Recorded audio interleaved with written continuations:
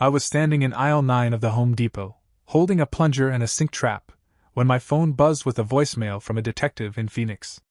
Apparently, I was wanted for questioning in connection with an identity theft case. The weird part?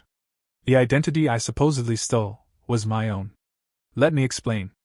3 years ago, I legally changed my name from Mason Daniel Whitaker to Daniel Mason Grant. I did it after cutting ties with my toxic, narcissistic, emotionally carnivorous family. I moved 2 states away, started a handyman business, made friends who didn't secretly hope I'd fail, and swore to myself I'd never look back. Life was quiet, satisfying, uneventful. Until now. I called the detective back, heart in my throat. He answered on the first ring. "Mr. Grant," he said, "can you confirm your date of birth?" I did. "Interesting," he muttered. "That's the same date of birth we have on file for a Mr. Mason Whitaker. Your mother reported that you, have been missing for over 2 years. She claimed to recognize your picture online last week and believes you faked your death." I dropped the plunger. "She what?" I said, trying to laugh. But my chest was tight. "Sir, we're not charging you with anything yet. But you should be aware she's alleging you faked your death to avoid financial obligations." "Obligations like being her son?" He didn't laugh. "Obligations including student loans, medical bills, and a joint bank account she claims you drained." I nearly choked. "That account had $17 in it. I know because she used to ask for half." The detective sighed. "Regardless, we've been asked to investigate whether you unlawfully assumed a false identity." I hung up and sat in my truck for 20 minutes, staring at my hands. My mother, who once threw a crystal vase at my head because I dared disagree with her about a movie, had told the police I was dead. Then saw me online, realized I was alive, and decided I must be impersonating myself? No. This wasn't confusion. This was strategic. This was her trying to pull me back into the nightmare I'd spent years escaping. And it was working. Because now I had a detective digging through my name change records. A potential investigation. And a mother with a dangerous obsession to prove I didn't exist unless I belonged to her. That's when I knew, if I didn't stop her, she wouldn't stop until I was in jail, or worse. The next morning, I drove straight to the county clerk's office to pull every legal document tied to my name change. I needed to be proactive. If Phoenix PD came knocking, I wanted a folder full of government stamps and notarized signatures to wave in their faces. The clerk, a woman named Rita with impressive eyebrows and a no-nonsense attitude, tapped her nails on the counter as she skimmed the screen. "Daniel Mason Grant, changed from Mason Daniel Whitaker, effective March 17, 2022.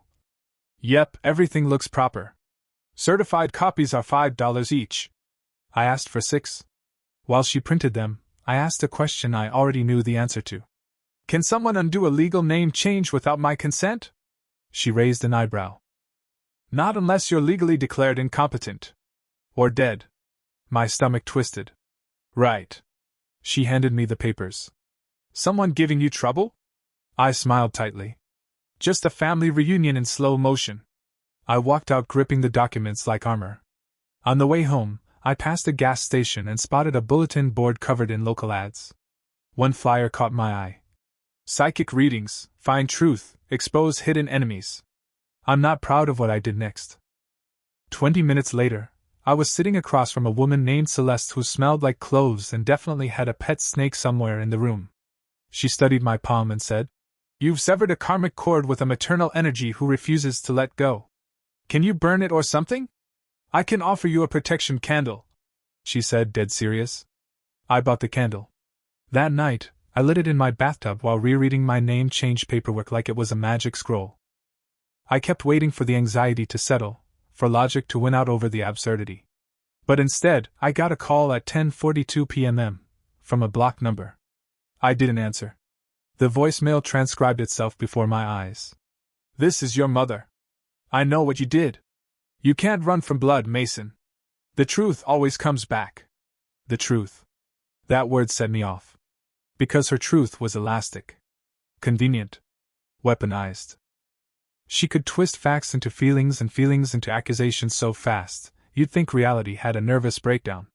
And now she was using that same warped truth to sick the law on me, because I dared to vanish and live a quiet, functional life. I didn't sleep that night. I kept imagining scenarios where some overworked detective took her side, where some judge thought maybe I was unstable, where a technicality unraveled my entire existence. Then I remembered something. When I left, I didn't just change my name. I changed my story. And now I needed to tell it, before she did. It all exploded on a Tuesday.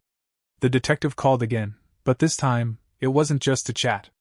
"Mr. Grant," he said, "you're going to want to come down to the station."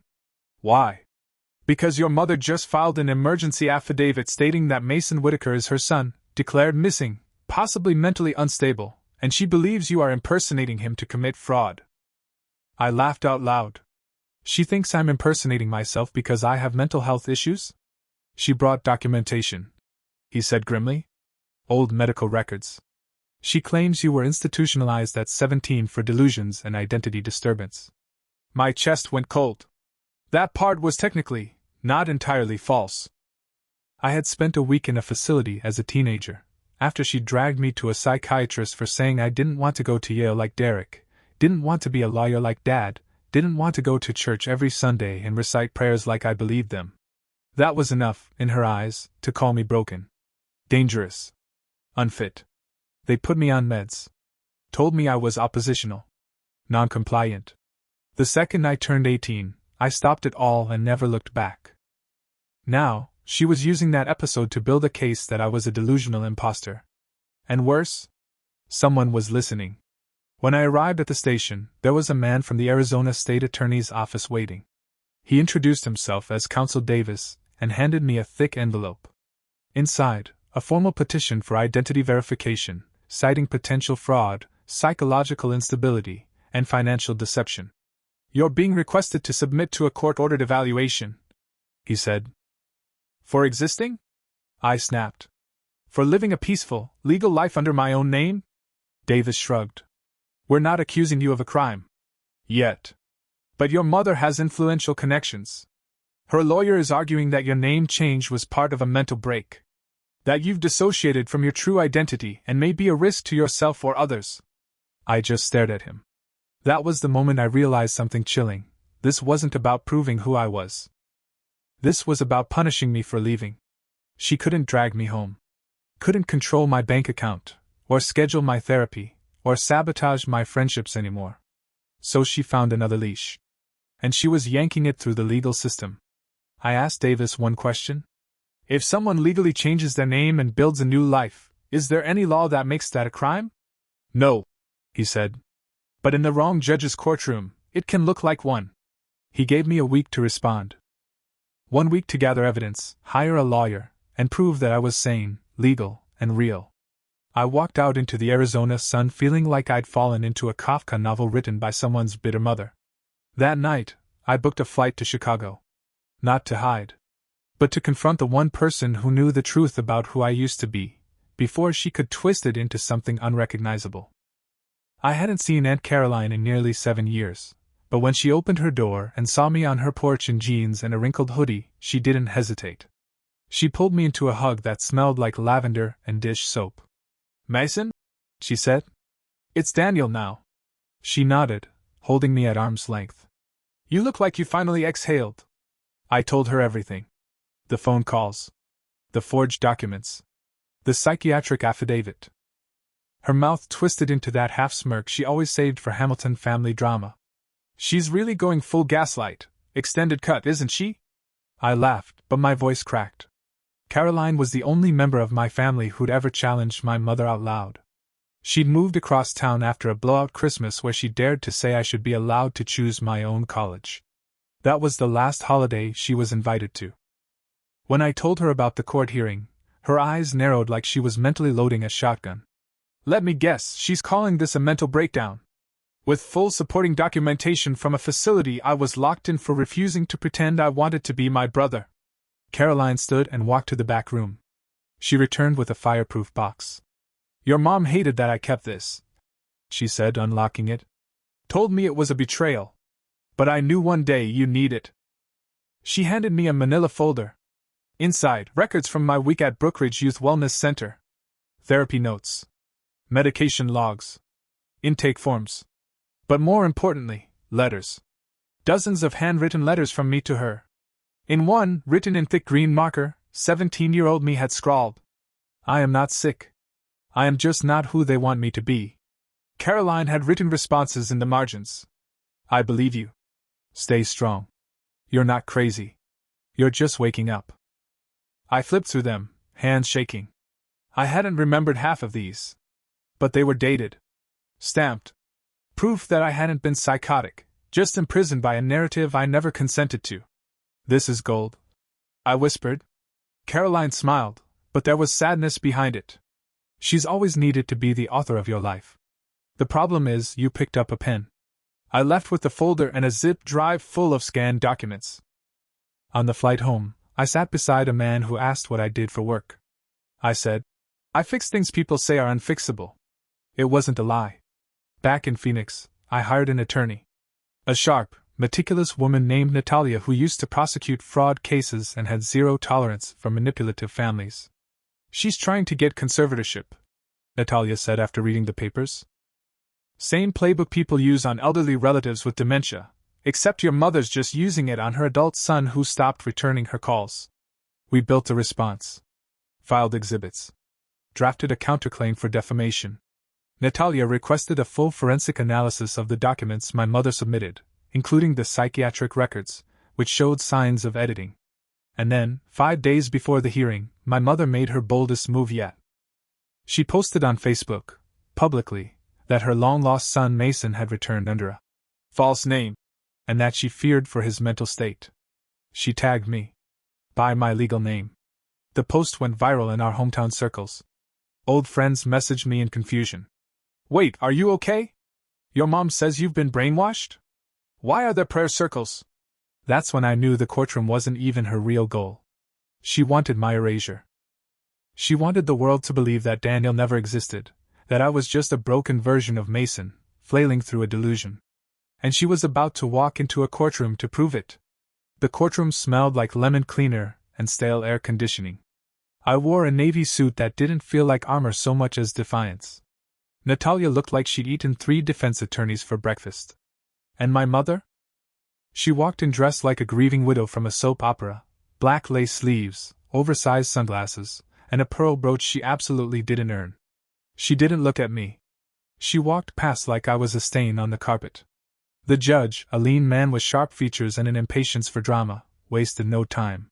"We are here to consider a petition regarding the identity and mental competency of one Daniel Mason Grant, formerly Mason Daniel Whitaker." My mother's lawyer, a man who looked like he moisturized with arrogance, stood and delivered the performance of his life. He called me unstable. Said I was detached from reality. Claimed I'd abandoned my family and created a false persona to evade responsibilities. He called my name change, a calculated escape from psychiatric supervision. Then he dropped the bombshell. "Your Honor," he said, "we have testimony and documentation from the defendant's mother, along with evidence from a licensed mental health professional who has reviewed Mr. Grant's behavioral history." "Who's the professional?" the judge asked. The lawyer hesitated. "Dr. Lee Spencer." My heart stopped. Lee Spencer was my mother's tennis partner. He was a dermatologist. The judge blinked slowly. "A dermatologist reviewed psychiatric records?" "He has reviewed the behavioral patterns." "Sit down." When it was our turn, Natalia didn't even stand up. She unfolded. "Your Honor," she said, sliding a thick binder across the table, "we've provided certified documentation of Mr. Grant's legal name change, proof of residency, tax records, professional references, and evaluations from 2 actual psychologists who have never played doubles with the petitioner." The judge cracked a smile. She continued, "We've also provided unaltered records from Brookridge Youth Center, including contemporary notes, discharge summaries, and correspondence that paint a very different picture from the one being alleged today." She tapped the folder. "And finally, we submit Exhibit Q, Ms. Whitaker's social media post, in which she publicly identifies Mr. Grant by his current legal name, undercutting her claim that he is mentally unstable and impersonating someone else." The judge skimmed the post. His brow twitched. "Ms. Whitaker," he said, "did you write this?" My mother finally removed her sunglasses. "Yes, Your Honor. I was emotional. I miss my son. You tagged the respondent by his legal name. I was trying to reach him. You are aware he changed it 3 years ago through a valid court process? She stiffened.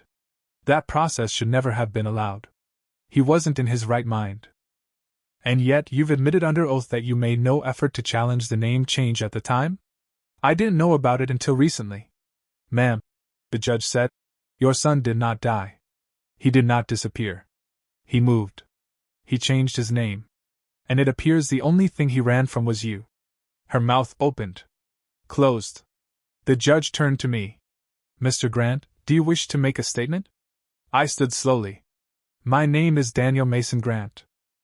I changed it to escape years of control, emotional abuse, and psychological manipulation. My mother has never accepted that I chose to live my own life. This isn't about fraud. It's about freedom. And she's angry I took it. The courtroom was silent. Thank you, the judge said. I have heard enough. He turned to my mother. Petition denied. Then he looked back at me.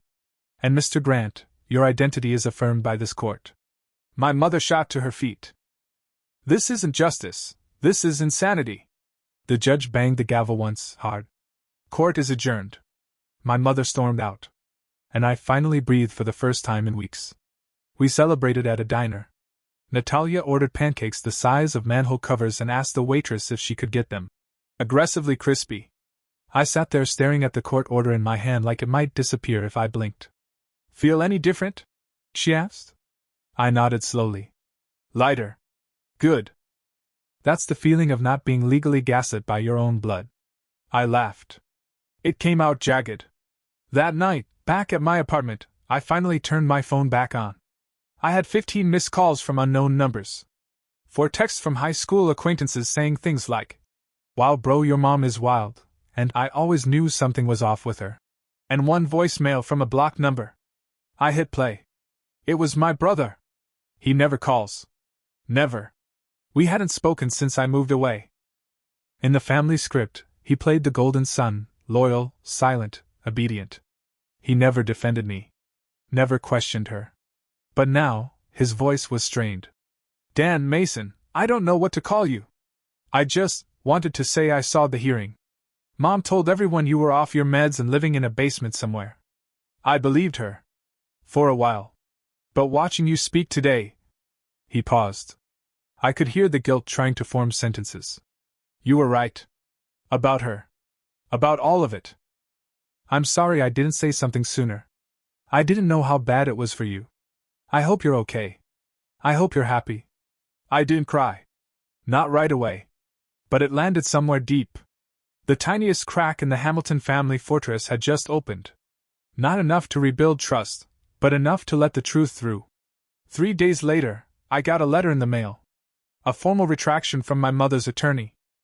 It included language like inaccurate claims and unsubstantiated concerns, and regret for any distress caused to Mr. Grant.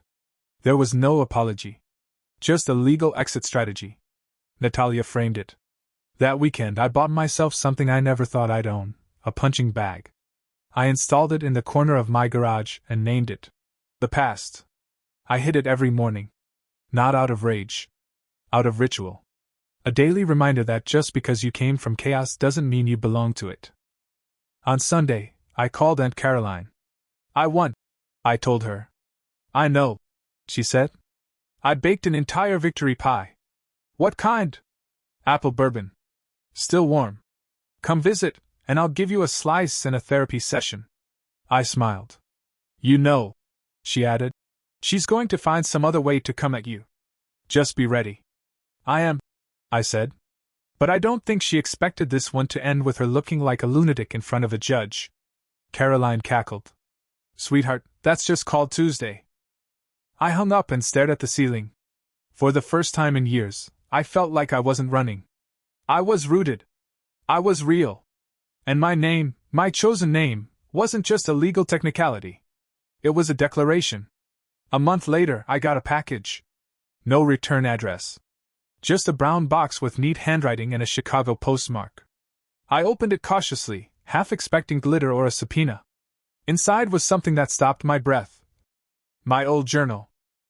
The one I'd kept hidden under my bed through high school. Black leather, a busted spine, pages warped from humidity and secrets. I hadn't seen it in over a decade. There was a sticky note on top. In Aunt Caroline's handwriting. Found this in your mother's attic. Figured you should have it before she uses it as evidence of delusional thinking. I sat on the couch and flipped through it. It was all there, rage scribbles, escape plans, poems so angsty they should be illegal. There was a list titled, Things I Want But Can't Say Out Loud, where 17-year-old me had written. To not feel like a possession. To have my own name. To breathe without asking. There was also a page that made my throat close. I will not become what they want just to be loved. I will not shrink just to fit back in the picture frame. I closed the journal gently, like it might combust. That night, I brought it to the garage and read the whole thing in one sitting next to the punching bag. I didn't hit it.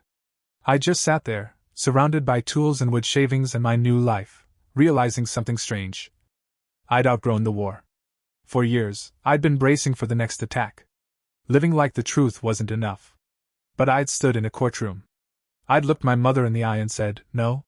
This ends here. And it did. That didn't mean she was gone. Her voice still lingered in my head sometimes, trying to rewrite my choices. Guilt dressed up as logic. Love laced with poison. But it had no weight anymore. 2 weeks later, I got a letter from her lawyer again. This time, it was different. A full withdrawal of all claims. An acknowledgement that no further action would be taken. A final line. Our client will cease all contact with Mr. Grant, effective immediately. I read that sentence 5 times. It didn't feel like closure. It felt like a ceasefire. But I'd take it. That weekend, I updated my website. Changed the bio from Daniel Grant Handyman to Daniel Grant, founder and owner of Mason Works. I even added a tagline. Fixing what they said couldn't be fixed. And for the first time, I didn't flinch at the old name. Mason wasn't a prison anymore. He was the kid who survived. Daniel was the man who walked out of the rubble and built something new. Both of us deserved to exist. The next Monday, I installed shelves for a single mom with 3 kids and a broken laugh. We talked about tools and trauma while I drilled anchors into her drywall. Before I left, she said, You're not just fixing things. You're restoring stuff. I nodded. It's kind of my thing. She smiled. Whatever they paid you, it's not enough. They never do. But that's not why I do it. That night, I stood in the mirror and said my full name out loud. Daniel Mason Grant. It rang like a bell. Like a promise. The last time I saw my mother was a memory, not a meeting. It was the image of her standing in that courtroom, clutching a stack of doctored paperwork, fury curling behind her eyes like smoke, as the judge dismantled her narrative piece by piece. She didn't break down. She didn't cry. She just cracked, silently, surgically, the way only someone who's losing control for the first time in decades can. She hasn't contacted me since. But I know her silence isn't surrender. It's strategy. She's waiting for me to stumble, to prove her right in some delayed, poetic way. Too bad I'm busy thriving. Mason Works is booked 2 months out now. I've got a crew of 3, a retired electrician, a college kid studying architecture, and a carpenter who swears in 4 languages but builds like Michelangelo. We fix houses for people who don't think anyone's coming. And I never turn down a job because it's too messy. That's where I do my best work. I bought a house. Small, quiet, with creaky floors and a backyard full of weeds that somehow feel like freedom. I built a workbench in the garage and installed shelves for books I haven't had time to read yet. One of them is a copy of The Body Keeps the Score. I haven't opened it. I'm still living it. Last week, I got coffee with my brother. He wore guilt like an itchy sweater but kept it on the whole time. I should have stood up to her, he said. I sipped my Americano. But you didn't. I thought I was keeping the peace. You were keeping her peace. Not mine. He nodded. Can I ever fix it? I looked him dead in the eye. I don't need you to fix it. I just need you to stop pretending it wasn't broken. He didn't argue. He just sat there, quiet, like someone who was finally hearing the cracks in the story he'd been telling himself for 20 years. Before he left, he said, You seem real now. I smiled. That's because I stopped asking for permission. And maybe that's the whole story, really. I was raised to be quiet, polished, useful, a tool in someone else's toolbox. But I learned how to build something better, with wood and nails and truth. I learned that family isn't who shares your name, it's who respects it. I haven't legally changed anything since the court ruling. But a few months ago, I added one line to my will. In the event of death, I do not consent to be identified as Mason Whitaker. That boy survived long enough for Daniel Grant to be born. That is the legacy I choose. Legacy. Not bloodline. Not lineage. Legacy. The people you help. The stories you write in action, not apology. Yesterday, a little girl whose bunk bed I reinforced gave me a thank you drawing. Stick figures. Big arms. A cape. You're like a fixer superhero, she said. I told her. I used to believe I was broken. She looked at me like I was the dumbest grown-up alive. You're not broken, she said. You're just building. She's right. I'm still building. Still free. Still me. And that's the kind of truth nobody can erase.